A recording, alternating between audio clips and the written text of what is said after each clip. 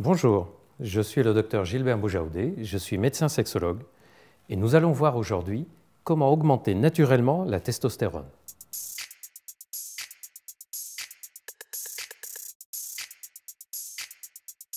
C'est l'hormone sexuelle masculine principale. Mais en plus de son rôle important dans la fonction sexuelle, elle est nécessaire pour le bon fonctionnement général du corps, que ce soit pour l'état de bien-être, pour l'état de forme générale, la masse musculaire, la composition osseuse et bien d'autres éléments de santé générale. Le déficit en testostérone entraîne 3 types de symptômes. Premièrement, des symptômes généraux, fatigue, ralentissement, diminution de l'énergie générale, difficulté à entreprendre des activités dans le quotidien, des douleurs musculaires ou articulaires, sentiment de bien-être diminué. Deuxièmement, des symptômes de type psychologique et cognitif, c'est-à-dire une tendance à être triste, une humeur qui est instable, irritabilité ou des angoisses, une émotivité, des troubles de mémoire, des difficultés à se concentrer. Troisièmement, des symptômes sexuels bien sûr, avec une diminution des érections de la nuit du matin, manque d'envie, manque d'intérêt pour la sexualité, une dysfonction érectile, diminution du plaisir lors des rapports sexuels ou difficulté à obtenir l'orgasme et l'éjaculation.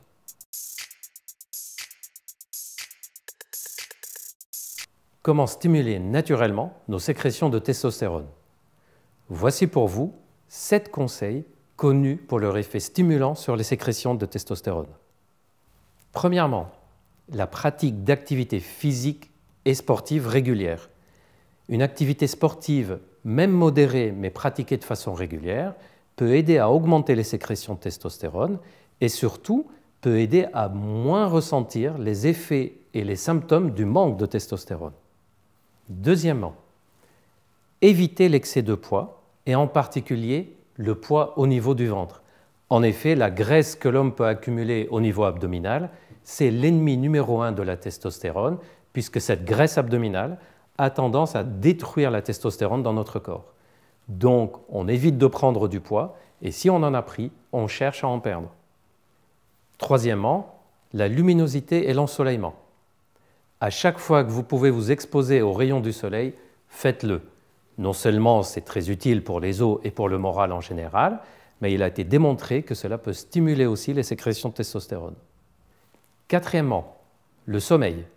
Une bonne qualité de sommeil est nécessaire pour toutes nos sécrétions hormonales qui dépendent de notre rythme de sommeil et d'éveil.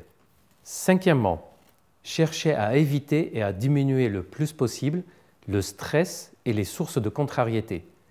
En effet, à chaque fois qu'on peut reposer notre cerveau et notre corps, on leur permet de régulariser naturellement toutes nos sécrétions hormonales, dont la testostérone. Il a même été démontré que le fait de s'exposer volontairement à des situations psychologiquement positives et agréables peut aider à améliorer les sécrétions hormonales, dont la testostérone. Sixièmement, aller régulièrement faire des balades dans des endroits éloignés des toxiques environnementaux et des perturbateurs endocriniens, par exemple des bords de mer et des forêts éloignées de la ville.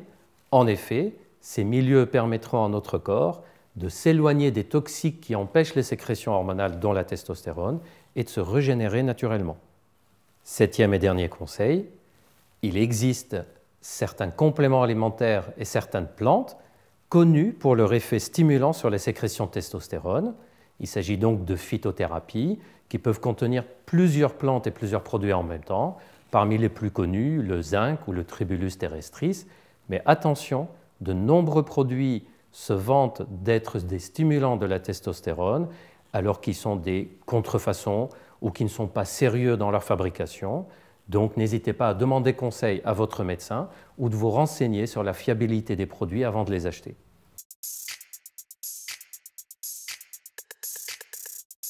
Pour conclure, la testostérone est une hormone essentielle pour la fonction sexuelle masculine et aussi pour l'état de forme général et pour le bien-être masculin. Utilisez tous ces conseils et toutes ces astuces que je vous ai donnés aujourd'hui pour permettre de conserver cette testostérone à des taux suffisants ou pour la régénérer. Et si vous avez un doute sur le fait d'être en déficit hormonal ou d'avoir un problème sur le plan de la testostérone, n'hésitez pas à consulter votre médecin. Seule la prise de sang permet de confirmer ce diagnostic ou non. Vous pouvez consulter votre médecin ou un médecin spécialisé, en ville ou en téléconsultation si c'est plus facile pour vous. N'hésitez pas.